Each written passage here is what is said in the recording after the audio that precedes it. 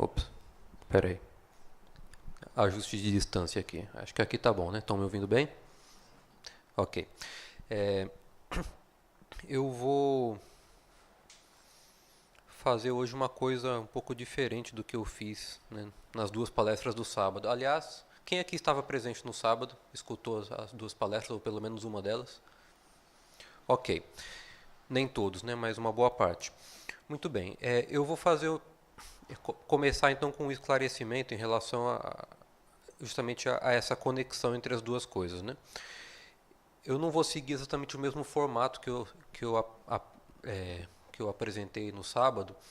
No sábado, para quem não sabe, eu dei duas palestras, né, lá no Fórum Altudes, um pela manhã e um à tarde. Pela manhã eu fiz uma introdução geral à cosmovisão islâmica. Eu defendi a importância de nós aplicarmos ao islamismo, para entender bem o islamismo, aplicar as mesmas categorias, os mesmos princípios que nós aprendemos na cosmovisão cristã e sua relevância para uma crítica do secularismo.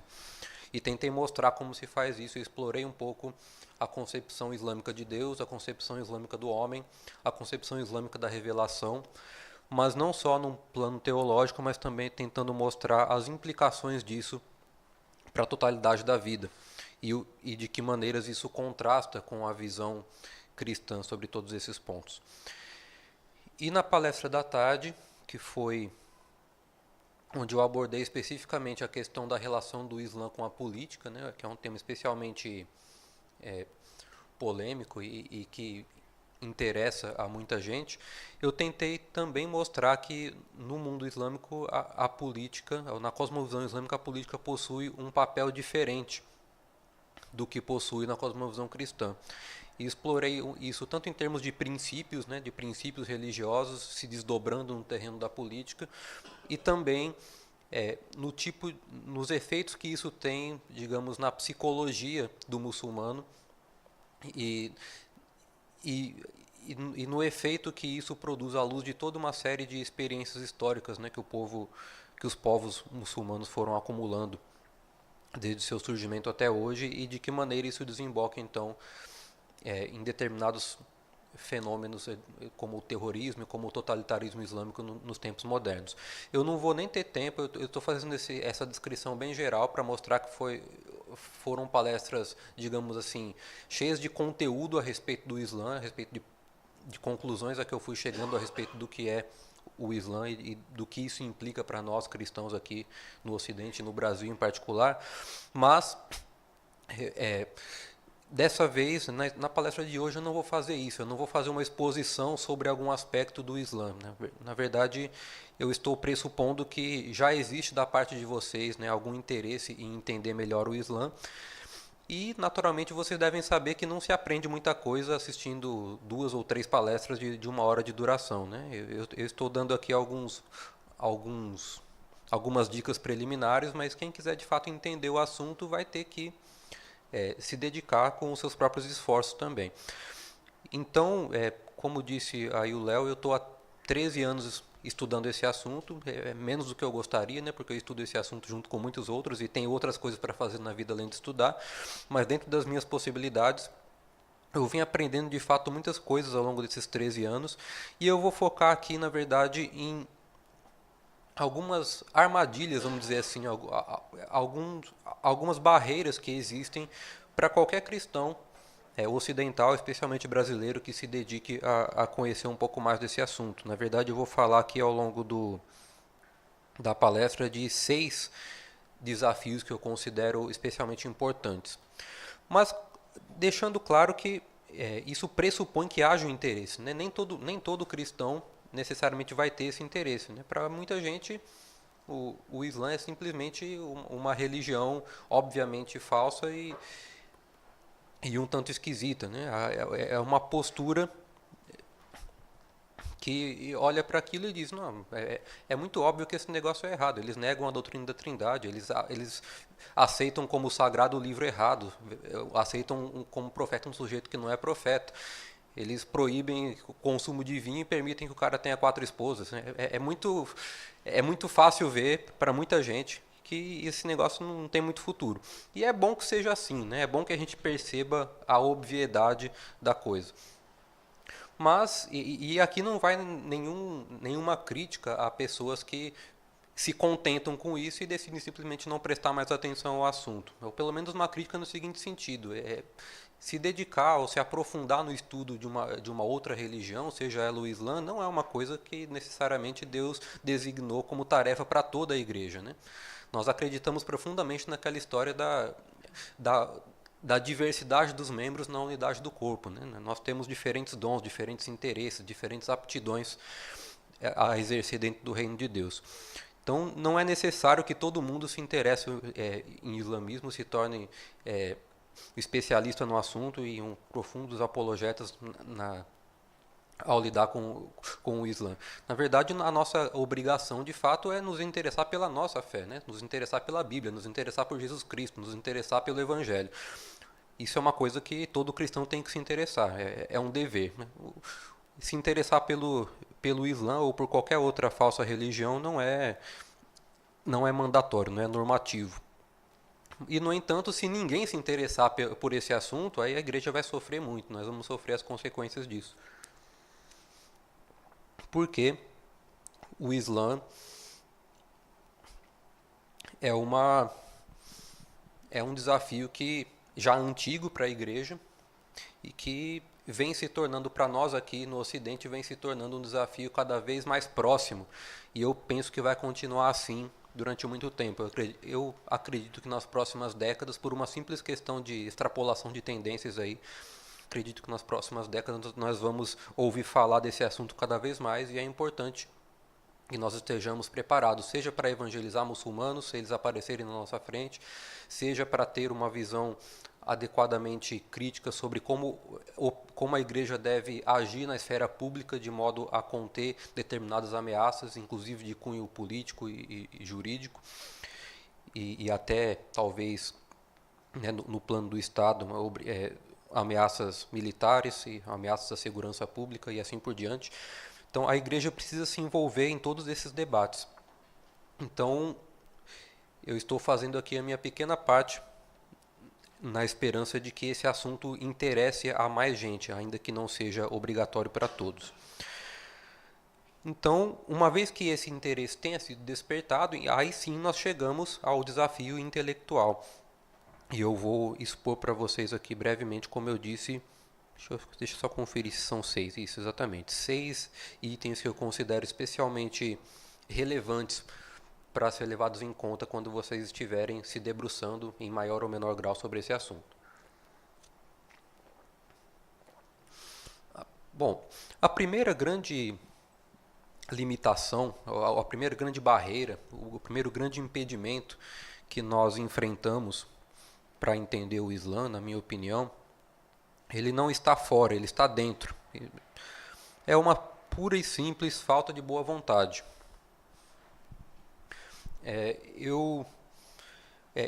Na verdade, isso não diz respeito só ao Islã, embora talvez o Islã seja uma religião especialmente visada em alguns círculos evangélicos.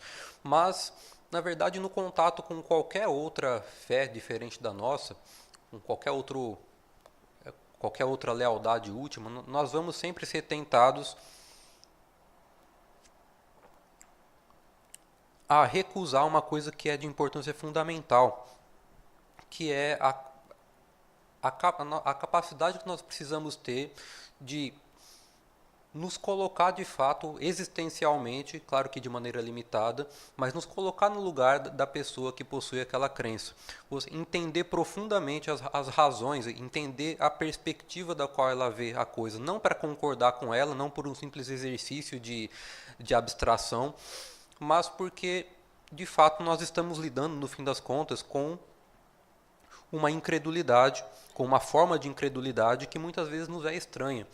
Todos nós temos algum tipo de incredulidade, né? Isso é uma coisa que às vezes até a gente esquece ao fazer apologética. Eu gosto muito, falando só um pouquinho sobre essas divergências a respeito de apologética, de método apologético, ou até do que é apologética. A minha definição preferida de apologética vem de um teólogo filósofo americano reformado chamado John Frame. Em um livro dele chamado Apologética para a Glória de Deus, ele dá a seguinte definição: apologética é a aplicação da Escritura à incredulidade. Eu acho essa definição muito melhor, muito mais abrangente, muito mais profunda do que definições mais evidencialistas, do tipo, a apologética é a arte de argumentar persuasivamente a respeito da validade da fé cristã contra sistemas concorrentes, né? Que é mais ou menos o que se encontra em muitos livros de apologética por aí. Eu acho eu acho muito importante que a gente tenha uma visão mais ampla de apologética, como essa do John Frame, dentre outras razões, porque ela nos coloca como parte do problema, não é? A incredulidade, no fim das contas, é uma forma de pecado, certo? É um pecado do intelecto, é um pecado que resulta, no fim das contas, de um compromisso errado no nosso coração. Por isso que eu gosto dessa ideia, a aplicação da Escritura à incredulidade. Porque nós aplicamos os princípios da Escritura à incredulidade do muçulmano ou de qualquer outro descrente, assim como a nossa própria incredulidade, né? Nós temos que reconhecer que nós temos também as nossas incredulidades.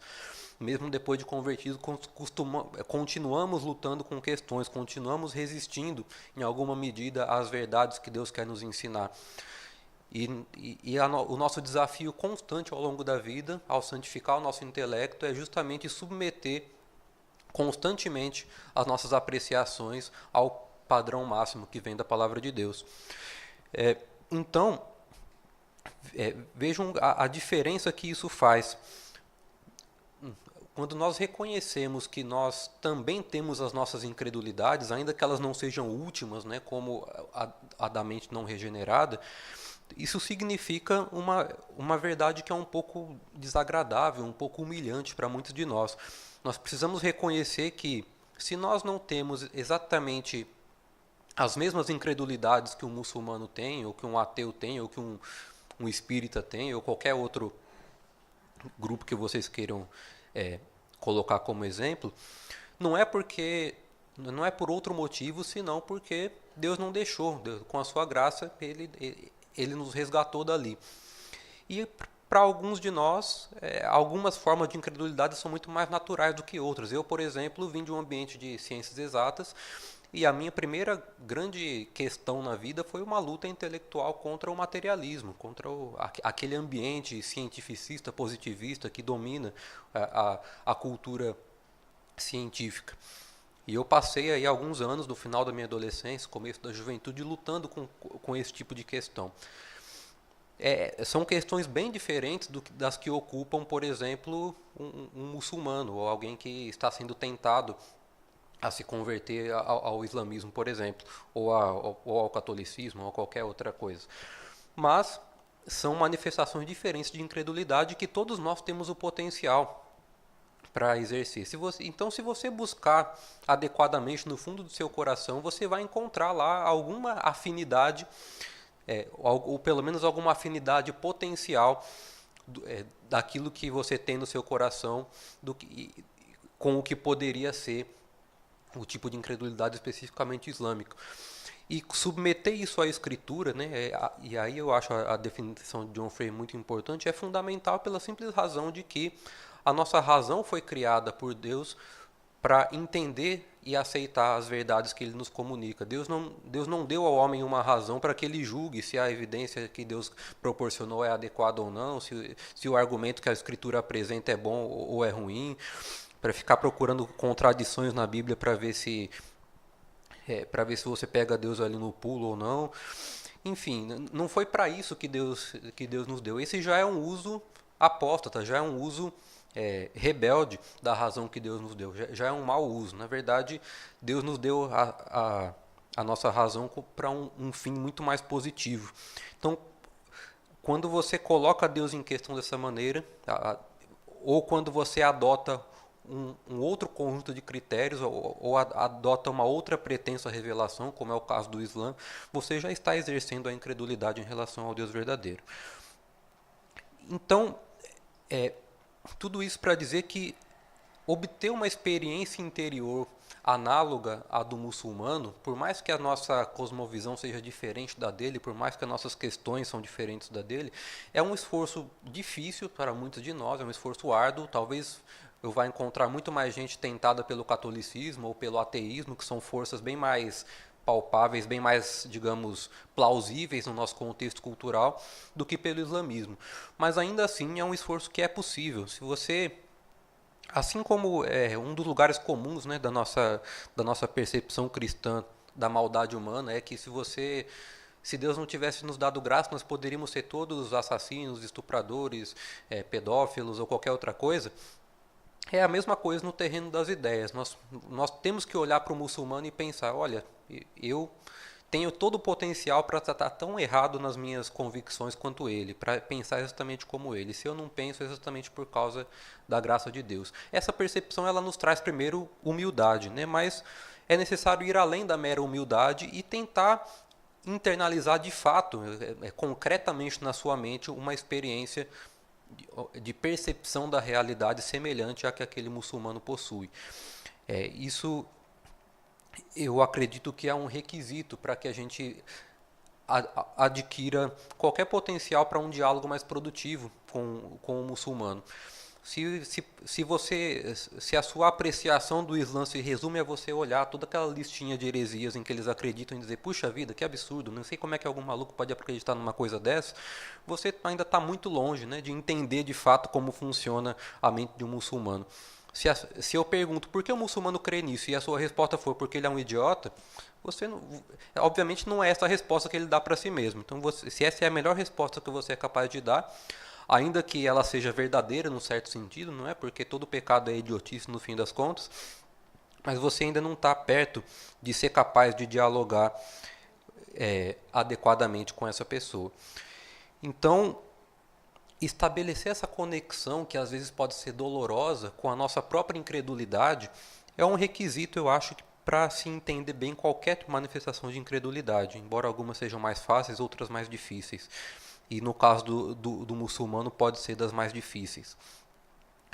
Então nós precisamos nos acostumar a entender aquilo que alguns pensadores da tradição reformada chamam de efeitos noéticos do pecado, né? Que é entender de que maneira o pecado afeta a nossa percepção da realidade, afeta a nossa inteligência, afeta as nossas capacidades cognitivas, aquilo que os sociólogos do conhecimento chamam de estrutura de plausibilidade, né? Que é um conceito um pouco estranho, mas que eu costumo... Não, estranho não, é um conceito um pouco difícil de definir precisamente, assim, requer uma certa elaboração, mas eu costumo dar um exemplo muito simples, né? Um povo lá da África, que agora não me lembro o nome, não acreditava na morte como um fato não planejado, né? Eles não acreditavam que as pessoas envelheciam e morriam naturalmente, e também não acreditavam que alguém pudesse morrer por acidente. Sempre que alguém morria, tinha sido ou tinha se suicidado ou sido assassinado por alguma outra pessoa. Então, um dia, um homem morreu, ele saiu para caçar, caçou um bicho muito grande, não conseguiu levar tudo para casa, ele levou metade do bicho e depois voltou para buscar a outra metade. Quando ele voltou para buscar a outra metade, um leão comeu ele.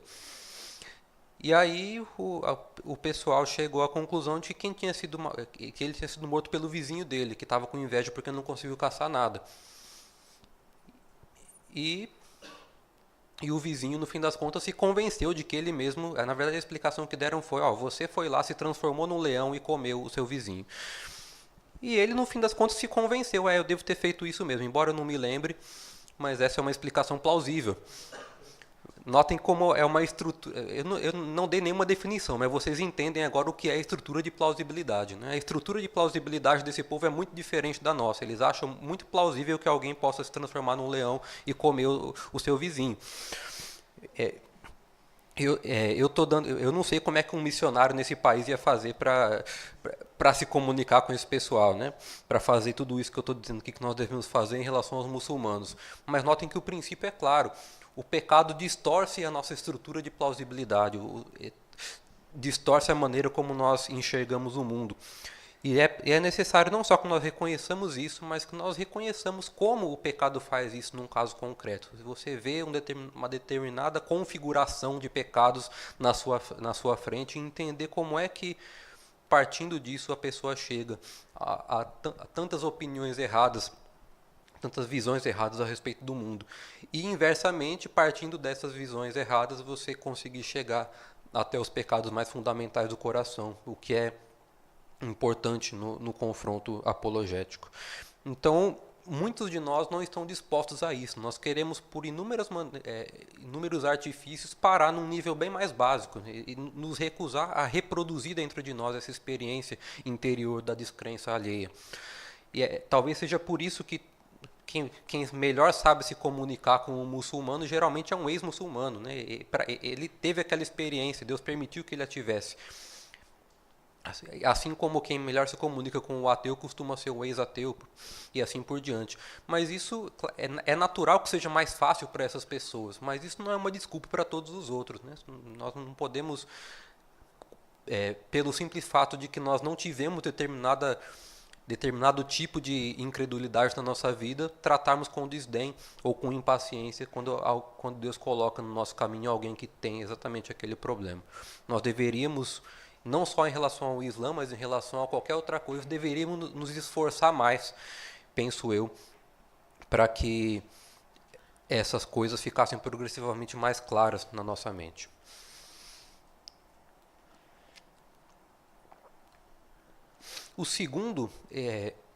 A segunda grande barreira que eu vejo é uma espécie de racionalismo que persiste no nosso meio, que faz com que nós tratemos por uma religião como o Islã como nada mais do que um sistema de ideias, como um conjunto de proposições.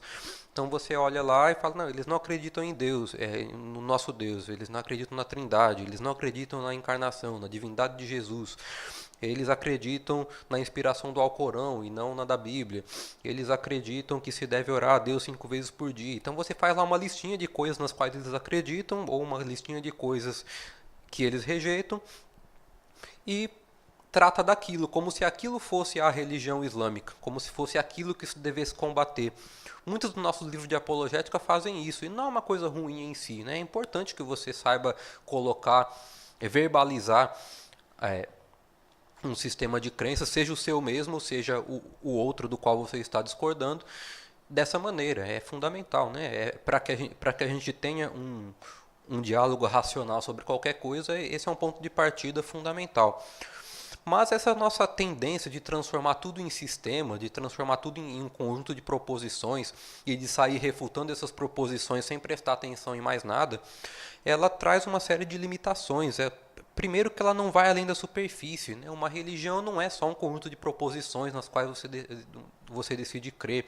Essa é uma concepção de fato demasiado racionalista do que é uma fé religiosa. Essa é uma concepção justamente que coloca a razão ou a nossa capacidade de descrever sentenças no plano analítico como sendo uma coisa, como sendo na verdade a única coisa importante, ou pelo menos a coisa mais importante. E com isso nós ignoramos todos os modos pelos quais a religião, uma fé religiosa qualquer, molda e envolve as nossas emoções, as nossas sensibilidades, a nossa cosmovisão como um todo, né? A nossa estrutura de plausibilidade, como eu falei agora há pouco. E, acima de tudo, ignora a natureza fundamental de uma cosmovisão que é, na definição lá do James Sire, um compromisso fundamental do coração, né? Uma coisa com a qual você se compromete, você confia a sua vida, confia o seu destino pessoal a isso. Nós ignoramos tudo isso quando tratamos o Islã como um simples conjunto de proposições das quais nós devemos discordar. Isso, na verdade, revela uma má compreensão do que é a natureza humana. Nós estamos pressupondo aqui uma certa universalidade de modos de encarar a questão, que é como se nós estivéssemos dizendo assim, olha, aquele sujeito, ele discorda de nós nesses pontos aqui dessa lista que eu fiz, mas de resto ele é exatamente como eu, ele é um cara como eu, que discorda 10 ou 15 pontos aqui. Então eu vou debater com ele esses 10 ou 15 pontos e o resto se resolve. Se eu conseguir convencê-lo desses 10 ou 15 pontos aqui, o resto se resolve. Quando na verdade o problema é muito mais profundo, né? Esses 10 ou 15 pontos eles são só uma consequência no plano da razão consciente de toda uma série de diferenças muito mais profundas que no fim das contas vão se situar lá. Se nós formos até o fundo do coração, está lá uma opção em favor do Deus verdadeiro ou de oposição e rebeldia em relação ao Deus verdadeiro. Nós não podemos ignorar todas essas camadas mais profundas envolvidas no ato de se professar uma determinada fé. Nós não devemos fazer isso nem com a nossa própria fé. Então, consequentemente, também não com a dos outros. E além disso, existe um outro risco envolvido nesse racionalismo exacerbado, que é o fato de que nós nos esquecemos ou colocamos de lado o fato de que nem sempre as pessoas são coerentes com aquilo em que elas acreditam, não é? Nós mesmos não somos. Nós muitas vezes não temos atitudes consistentes ou emoções consistentes com aquilo que nós professamos crer. Isso não tem por que ser diferente com adeptos de outras fés, como, por exemplo, o islamismo. E, além disso,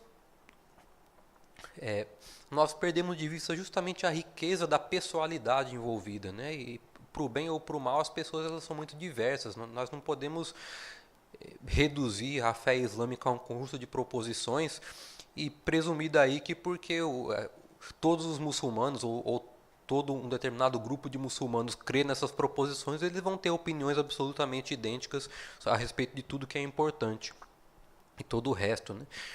E aí é que nós damos pouca atenção para o papel da inconsistência na cosmovisão de uma pessoa. Uma coisa é você entender de modo geral quais são as principais crenças do Islã, quais são os fundamentos da sua cosmovisão, quais são as principais consequências de eles crerem assim e não assado.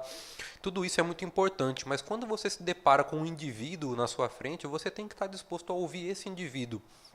E talvez isso seja tão importante quanto ou até mais importante do que saber genericamente quais são as crenças de todos os muçulmanos do mundo.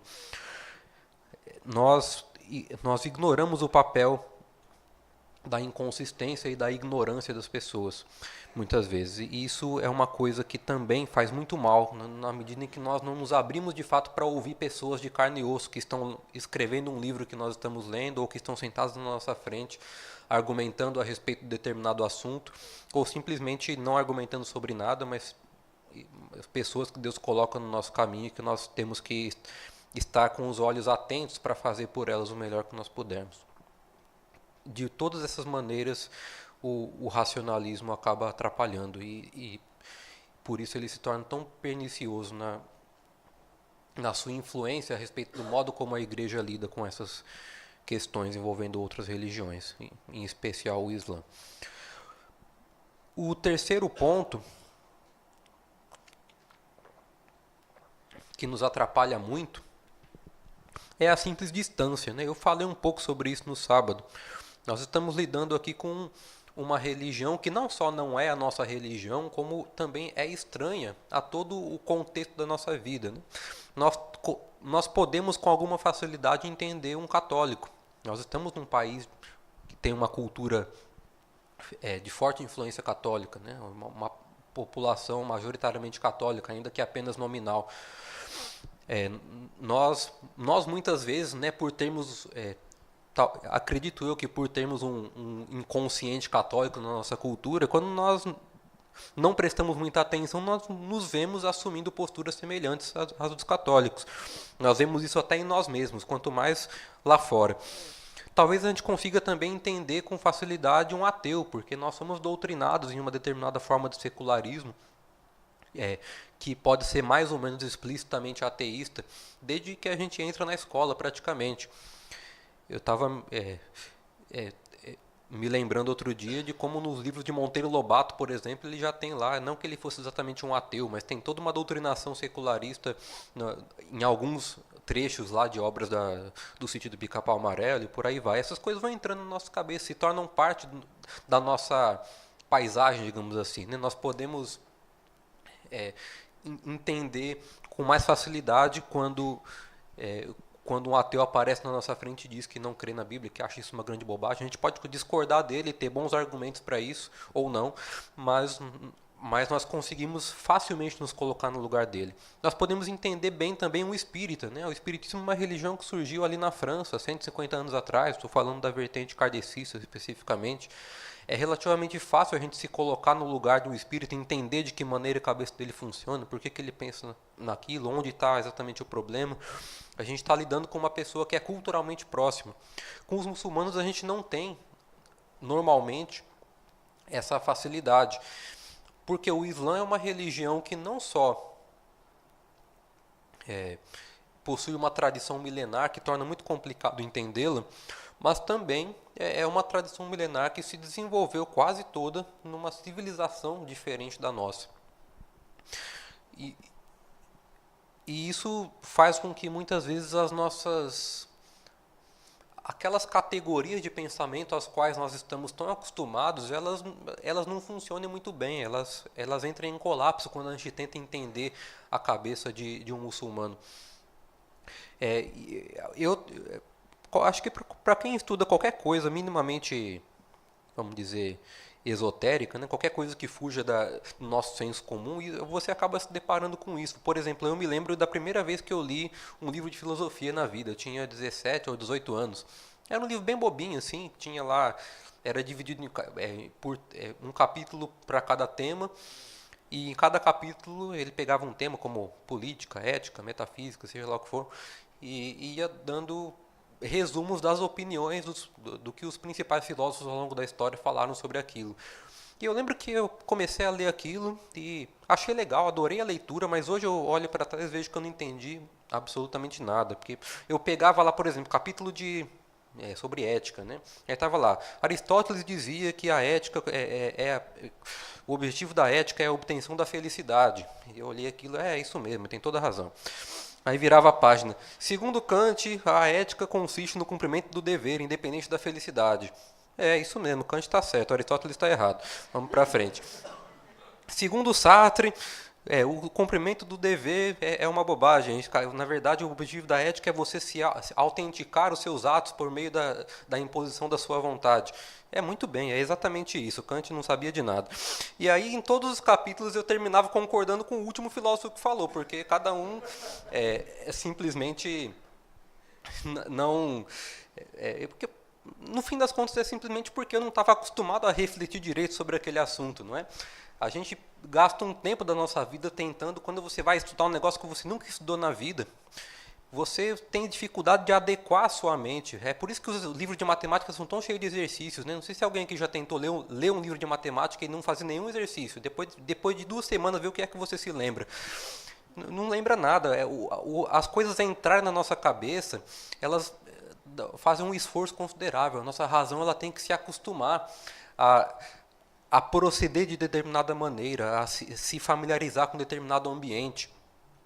E esse ambiente, para nós, em relação ao catolicismo, ao espiritismo, ao ateísmo, ele está mais ou menos dado. A gente é capaz, a gente vai, sem perceber, se familiarizando com ele ao longo da vida. E quando a gente se depara finalmente com um católico, um ateu, um espírita, a gente consegue dialogar com ele mais ou menos bem. Agora, quando a gente está lidando com uma religião como o hinduísmo, como o taoísmo, como o confucionismo, e como o islamismo, a gente não tem todo esse preparo.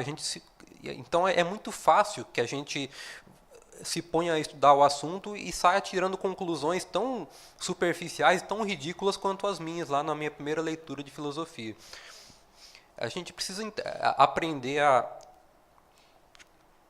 reconhecer isso como um dado natural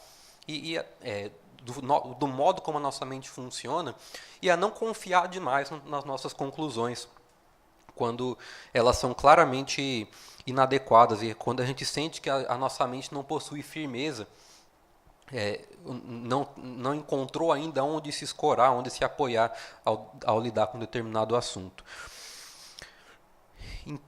Então, adotar uma estrutura de plausibilidade diferente, ainda que apenas para fim de comparação, né, não para você aceitar de fato aquilo como verdade, é uma coisa muito dolorosa, é uma coisa que requer um certo tempo, que requer uma certa paciência, vamos dizer assim, né? É um processo muito lento. E a impaciência aqui é o nosso principal inimigo, né? Nós brasileiros somos especialmente impacientes, eu acho, em relação a esse tipo de coisa, né? Nós queremos ter respostas rápidas e prontas a respeito de uma série de coisas. Isso é o que está por trás de uma série de besteiras que se falam aí a respeito do islamismo. É por isso que tanta coisa que se diz a respeito do assunto se parece com frases de passeata, coisas que se escrevem nos cartazes. Nós temos que aprender a entender o Islã como uma coisa muito complexa. Na verdade, é a complexidade de toda uma civilização, né? São 14 séculos de história. E seria muita ingenuidade a gente achar que a gente consegue entender isso lendo um livro de 200 páginas, ou assistindo um físico falar 3 horas a respeito do assunto, né? 2 no sábado e 1 na segunda. Na verdade, a gente precisa olhar para esse mundo e entendê-lo como um mundo complexo, né? A gente não pode achar que um muçulmano do século XXI vai pensar do mesmo jeito que um muçulmano do século VII, que um muçulmano da Arábia Saudita vai pensar do mesmo jeito que um do Marrocos, ou da Indonésia, ou da Índia, ou que um muçulmano negro na África Central, ou que um xiita do Irã. Existe uma diversidade considerável aí. Existem muitas subdivisões doutrinárias, políticas e de uma série de outras categorias que a gente poderia citar. E você se familiarizar minimamente com isso e ir percebendo os padrões e ir acostumando a sua cabeça a raciocinar adequadamente a respeito desses assuntos é um processo demorado. É um processo que de fato vai consumir muito esforço. Mas então esse é o terceiro item. A distância que nós temos em relação ao Islã em todos esses assuntos milita contra um entendimento apropriado. Agora, o quarto item, talvez um pouco estranhamente, eu acabei de falar em distância, mas eu acho que existe também uma certa proximidade nossa em relação aos muçulmanos que também é um pouco enganosa. Pelo fato de que, superficialmente falando, existem muitas analogias, não é, com a fé cristã.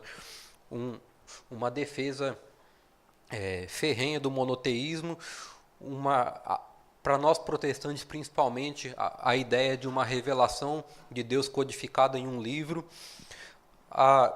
toda a importância que se dá a uma determinada moral coletiva, vamos dizer assim, ainda que no conteúdo ela seja diferente, a importância que os muçulmanos dão à pessoa de Jesus, ainda que não o venerando como Deus.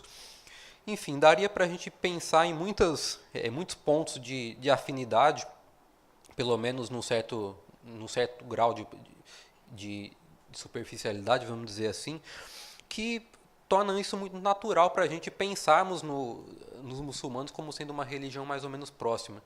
Não é tanto é que existe a ideia, né, de designar judeus, cristãos e muçulmanos como religiões abraâmicas, né, em distinção, por exemplo, das religiões da Índia, das religiões da China. É como se fosse o pessoal da ciência das religiões muitas vezes se refere a essas 3 religiões como constituindo uma família de religiões, né? Mais ou menos uma ideia mais ou menos análoga lá de uma árvore genealógica, né? Ou de uma classificação taxonômica lá dos biólogos. Então a ideia seria que religiões de uma mesma família são mais próximas entre si do que em relação a religiões de outras famílias. Do ponto de vista cristão isso não faz o menor sentido, né? Para nós ou pelo menos é assim que deveríamos pensar, existem basicamente 2 famílias, a religião verdadeira e as falsas. E nas falsas estaria tudo, desde o ateísmo até o Islã. Por mais que eles possam ser diferentes entre si, no fim das contas são todos parecidos na sua rejeição do Deus verdadeiro.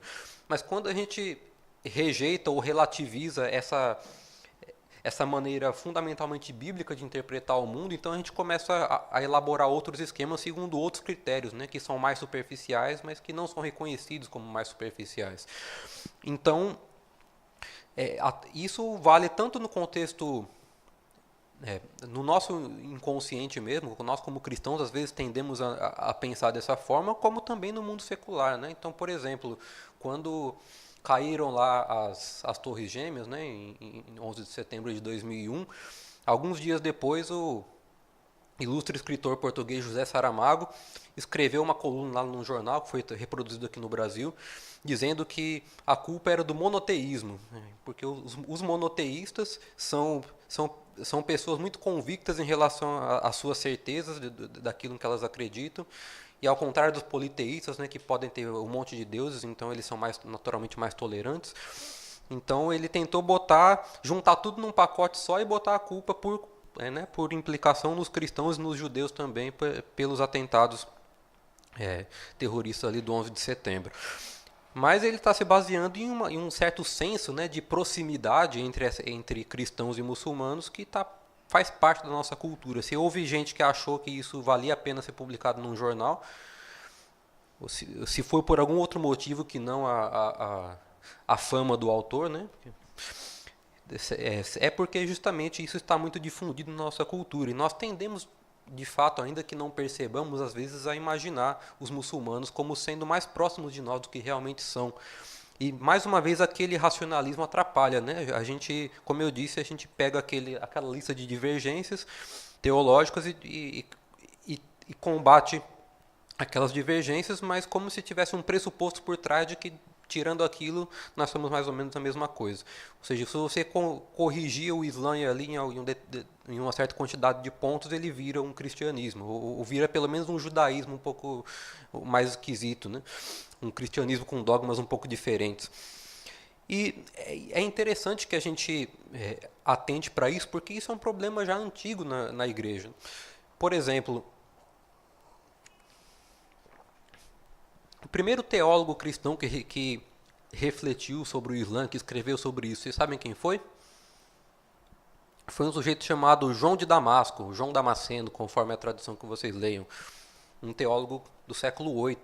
Ele não é uma figura muito querida no nosso meio, não, porque ele foi um dos autores daquela teoria soteriológica que ficou conhecida como semi-pelagianismo. Mas ele foi o primeiro teólogo cristão a escrever a respeito do Islã e a fazer uma apreciação crítica do Islã. Mas o que é interessante, eu não vou entrar nem no mérito aqui do conteúdo do que ele escreveu, mas o que é interessante é que do começo ao fim ele trata o Islã não como uma outra religião, mas como uma heresia cristã. Ele se sentiu próximo ou suficientemente impressionado com as semelhanças para achar que aquilo ali era uma heresia, simplesmente, como o arianismo foi uma heresia e outras tantas heresias que a igreja já enfrentou. Ele não entendeu aquilo como sendo uma fé radicalmente diferente. E essa questão perdurou durante muito tempo. No século XII, nós ainda temos essa questão, né? No século XII foi quando um sujeito chamado Pedro Venerável encomendou a primeira tradução do Alcorão para o latim. Na verdade, Pedro Venerável foi provavelmente o primeiro grande estudioso do Islã na Europa. E ele mesmo não falava árabe, mas ele achou lá dois sujeitos que falavam árabe e os pagou, muito bem pagos, para que traduzissem o Alcorão para o latim, para ele poder estudar. E ele então se dedicou a estudar tudo que ele pôde reunir a respeito do assunto, e ele também tinha constantemente essa preocupação. Para ele já era uma dúvida, né? Será que o Islã é outra religião ou será que é uma heresia cristã? E ele aparentemente não ele acabou concluindo que era outra religião, mas não ficou nem muito satisfeito com isso, né? É visível até no jeito como ele escreve. Ele estava também muito impressionado com essa semelhança.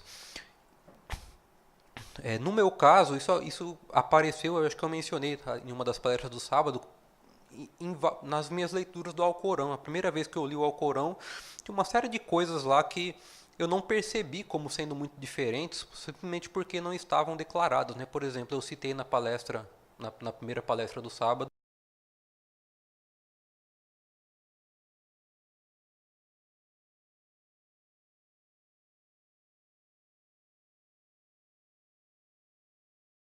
isso tem consequências muito profundas, né? Algumas das quais eu tentei expor naquela palestra. Mas você lendo o relato corânico da criação de Adão e de Eva, e do pecado do homem, você pode muito bem não perceber isso. Eu mesmo não percebi. Não percebi porque, obviamente, não estava escrito lá. E Deus fez o homem, mas não a sua imagem. Se fosse assim, seria fácil, né? Mas o problema é que estava implícito. Estava implícito em toda uma apreciação, toda uma teoria ali a respeito de Deus e do homem. E eu não percebi. Para mim ficou... Bom, de fato tem algumas diferenças aqui na narrativa, assim, assado e tal. Mas um dos fatos mais importantes a respeito simplesmente passou despercebido. Porque eu estava tendo uma ideia demasiado forte de uma proximidade que deveria haver entre cristãos e muçulmanos no que diz respeito a algumas concepções básicas. Então, essa é a quarta advertência. Muitas vezes nós vamos ser enganados por pressupostos que nós estamos carregando nas nossas leituras, nos nossos estudos, mas que não são os pressupostos das pessoas e da fé que nós estamos estudando. Bom, o quinto e penúltimo problema, a quinta barreira que eu vejo para o nosso correto entendimento do Islã é os resquícios do secularismo que permanecem na nossa própria cosmovisão. Falei um pouco disso no sábado também, né?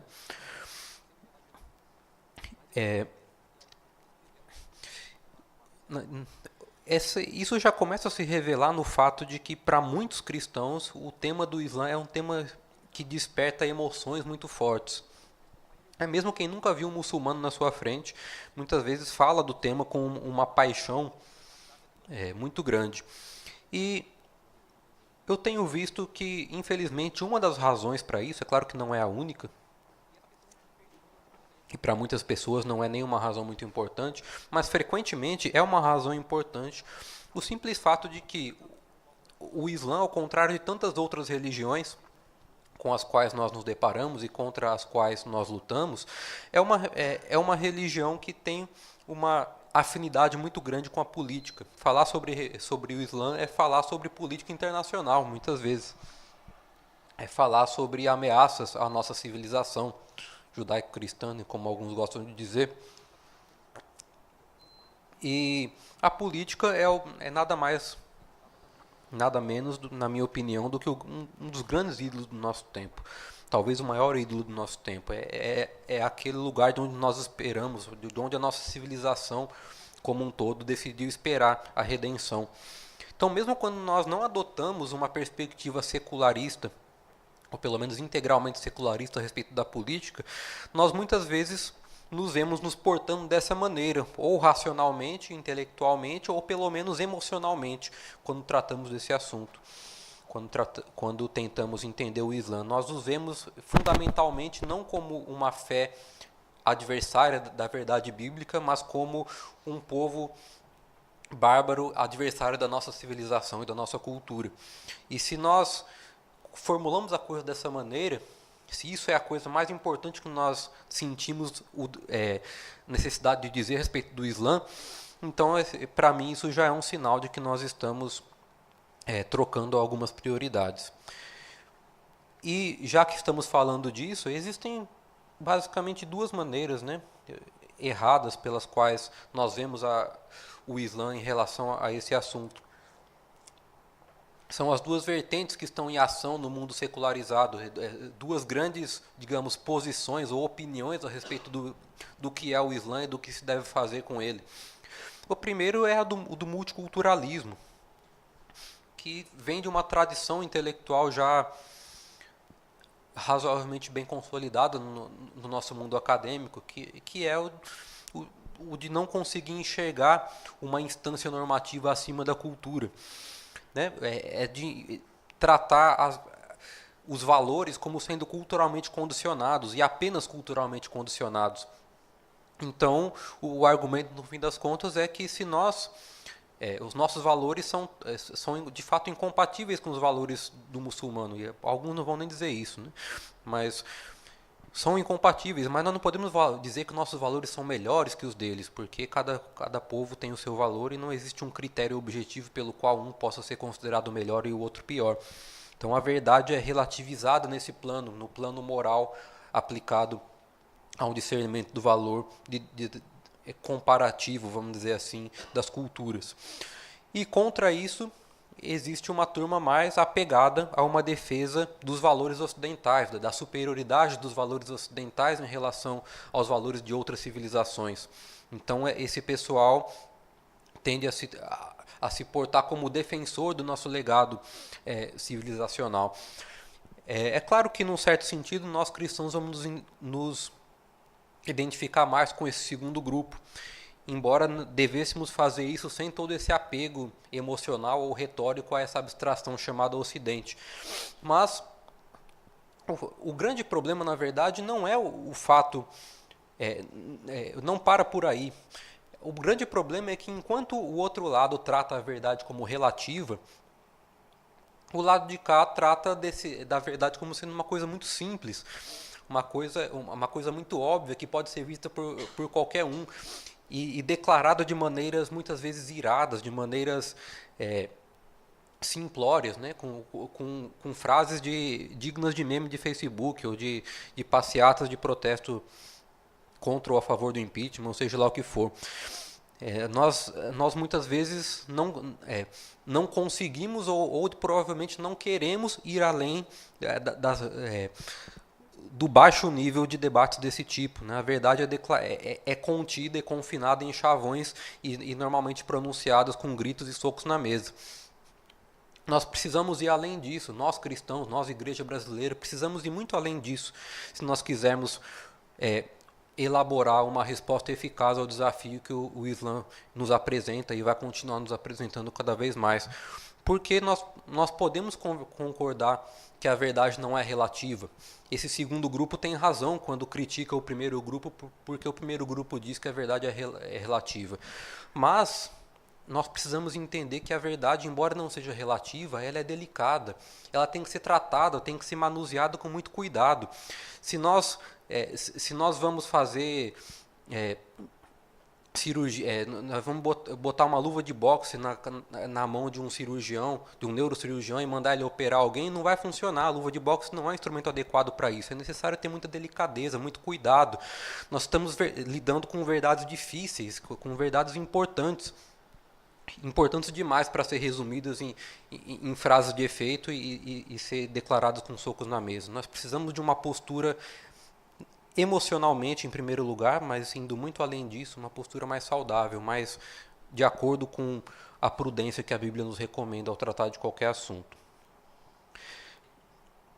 E então é importante que a gente perceba que nós estamos, de certa forma, um tanto mal acostumados com o secularismo. Nós estamos acostumados a nos situar como cristãos, ou tentando nos acostumar a isso, né? Digamos assim, pelo menos digamos que isso é mais desenvolvido, essa percepção de que nós estamos numa sociedade secularizada, uma sociedade que tende a varrer o cristianismo para debaixo do tapete, não só o cristianismo, mas qualquer concepção de religião muitas vezes, embora especialmente o cristianismo. As pessoas estão cada vez mais comprometidas com uma ideia de que a fé não deve ter lugar na esfera pública.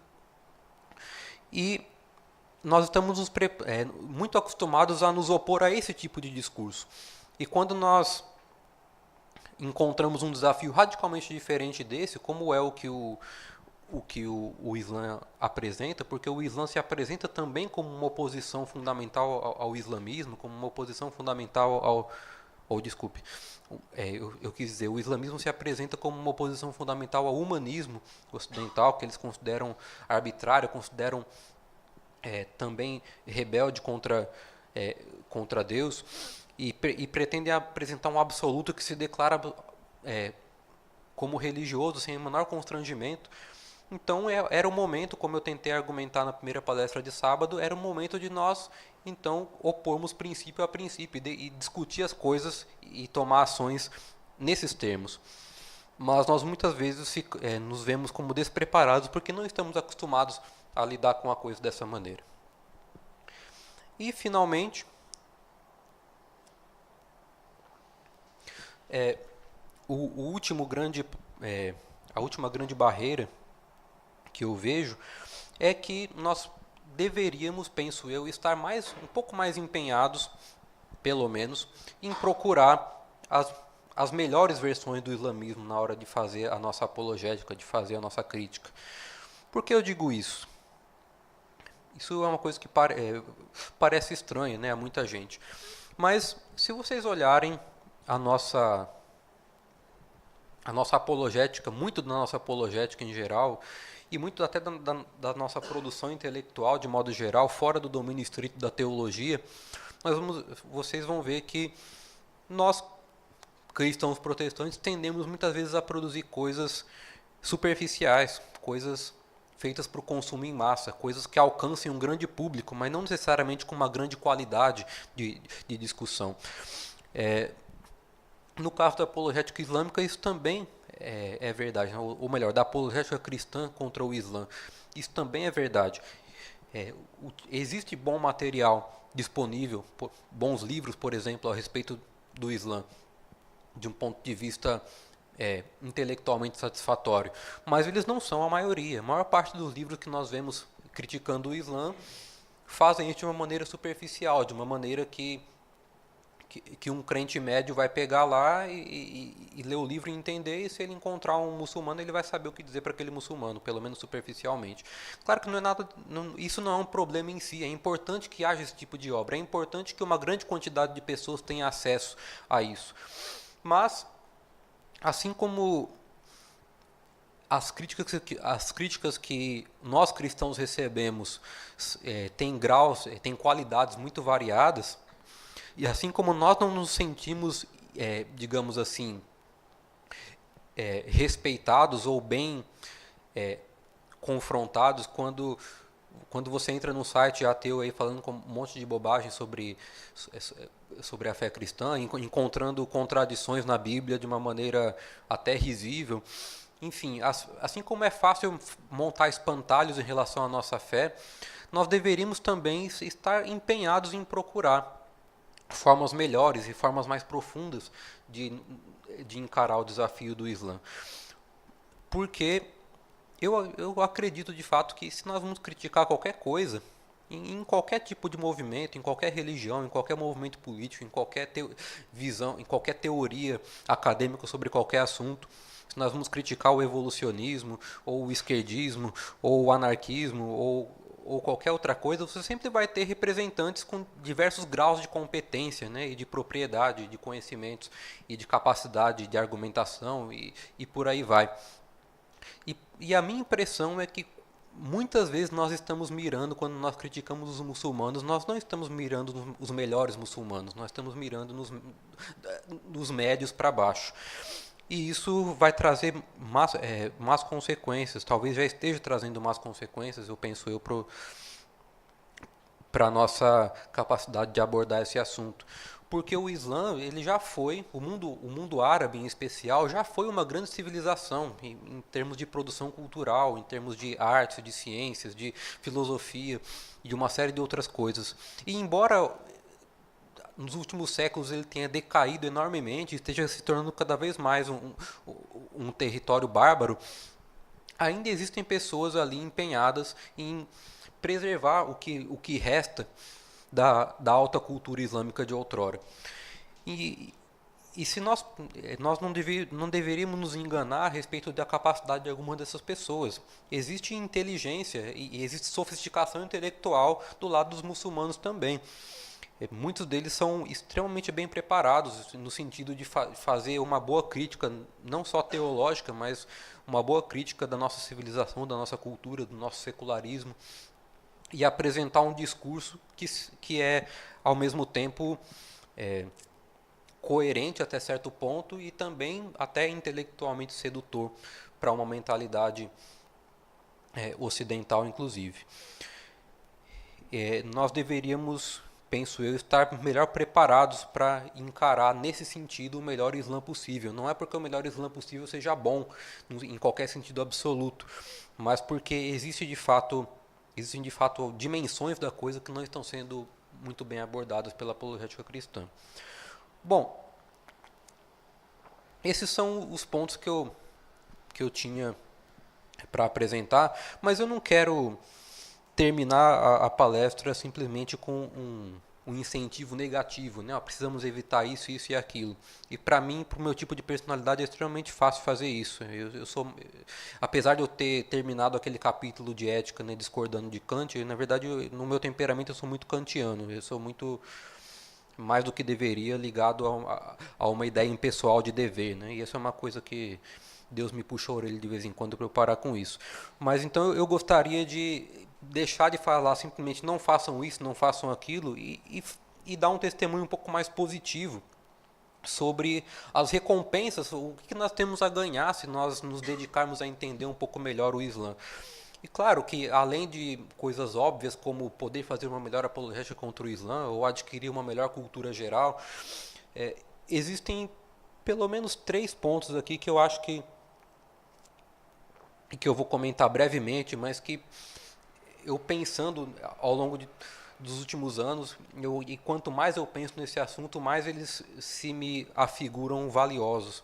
Eu gostaria de terminar com uma breve consideração desses 3 pontos. Um deles é que, para mim, né, agora falando da minha experiência, estudar o Islã me fez ter uma melhor perspectiva crítica a respeito do secularismo, que é onde nós vivemos. O simples fato de eu ter conseguido, em alguma medida, claro que imperfeita, sair do nosso ambiente, me interessar de modo mais profundo um, por uma civilização totalmente diferente e estudar os dilemas dessa civilização e as respostas que foram dadas a elas e os seus pressupostos religiosos que destoam de tudo que a gente tem mais, digamos assim, à disposição aqui no mundo ocidental. E a perspectiva que eles têm a respeito de nós, embora distorcida em muitos pontos, tudo isso me ajudou não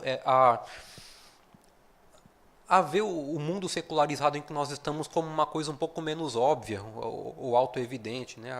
Ajudou a adquirir um olhar um pouco, ou a ter mais facilidade, vamos dizer assim, de conseguir um olhar um pouco mais distanciado da realidade em que nós vivemos.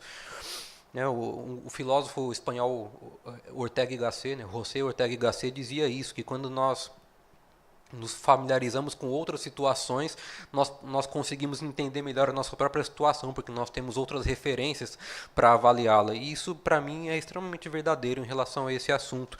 E isso me levou também a valorizar mais as nossas ferramentas, né? Aquelas ferramentas de cosmovisão cristã que foram desenvolvidas ali por grandes pensadores reformados do século XX e até antes disso. Ferramentas que foram desenvolvidas tendo em mente especificamente a ação cristã no mundo moderno, né, no mundo secularizado.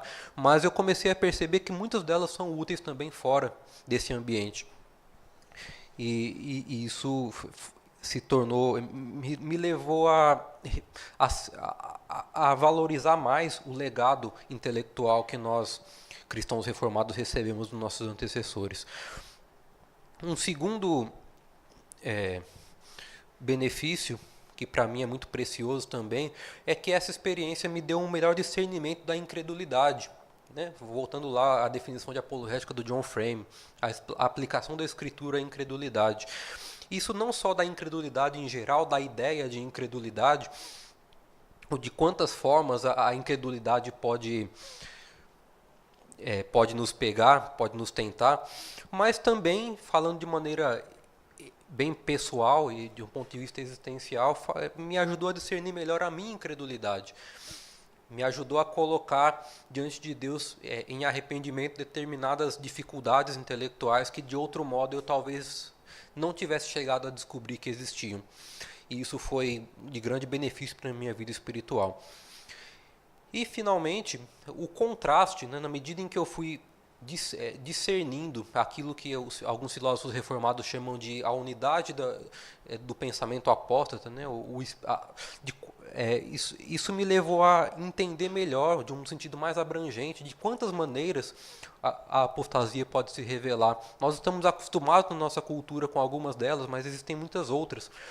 E em especial a experiência de um muçulmano, a experiência religiosa de um muçulmano, que é superficialmente tão parecida com a nossa, mas quando você começa a se aprofundar na compreensão daquilo que eles entendem a respeito de Deus, daquilo que eles vivem na sua prática religiosa, na sua prática civil, nas concepções que eles têm a respeito de de toda uma gama de assuntos, apesar de todas as diversidades internas, apesar de todas as nuances envolvidas, eu fui sendo tomado cada vez mais por um sentimento de horror. Não simplesmente por eu achar, porque eu não acho que todos eles são terroristas e só pensam 24 horas por dia em como matar infiéis. Porque na verdade, né, quando eu digo que isso não é verdade, as pessoas muitas vezes me olham, me acusam, e muitos já me acusaram de estar defendendo o Islã, né? Mas na verdade é o contrário. Na verdade, se você acha que para um muçulmano ser mau ele tem que ser terrorista e matar gente, se você acha que a situação dele só é espiritualmente desesperadora se ele estiver explodindo gente por aí, então é porque você que não entende muito bem as nuances da depravação total, né? O que é a maldade no coração humano, de como um sujeito pode ser extremamente bom num certo sentido, ser correto e ter as disposições corretas e as opiniões morais corretas e ainda assim ser totalmente depravado de cima a baixo. Na verdade, essa experiência me ajudou e muito a discernir melhor de quantas maneiras o mal opera no coração humano, e isso me fez entender o quanto os muçulmanos são desesperadamente carentes do Evangelho. E isso me fez ver, pelo contraste, o quanto é importante que nós tenhamos consciência disso. Na verdade, essa experiência de estudar esse assunto fez crescer a minha fé e fez crescer a minha gratidão a Deus por Ele ter nos proporcionado uma coisa tão diferente do Islã. Porque eu já disse no sábado, e vou repetir aqui porque teve gente que gostou da frase, eu de fato acredito que o Islã é uma das ideias mais geniais que o diabo já teve. Eu não vou, eu poderia passar aqui 2 horas explicando por que eu acho isso. Acho que vocês ficariam tão impressionados quanto eu se eu explicasse toda a minha linha de argumentação. Infelizmente não vai ser possível. Mas eu de fato acredito que não que os muçulmanos estejam numa situação pior do que qualquer outro homem ímpio, qualquer outro homem não regenerado, porque no fim das contas estão todos numa situação igualmente horrível diante de Deus. Mas de fato ter contato com uma coisa que é superficialmente tão parecida, mas ao mesmo tempo fundamentalmente tão diferente, me fez valorizar melhor e até discernir melhor o conteúdo da minha própria fé, me fez entender a importância de ter determinados pontos de fé que eu nunca havia considerado tão importantes. Isso enche o nosso coração de admiração e de gratidão diante da sabedoria de Deus e diante da sua disposição graciosa diante de nós. Amém.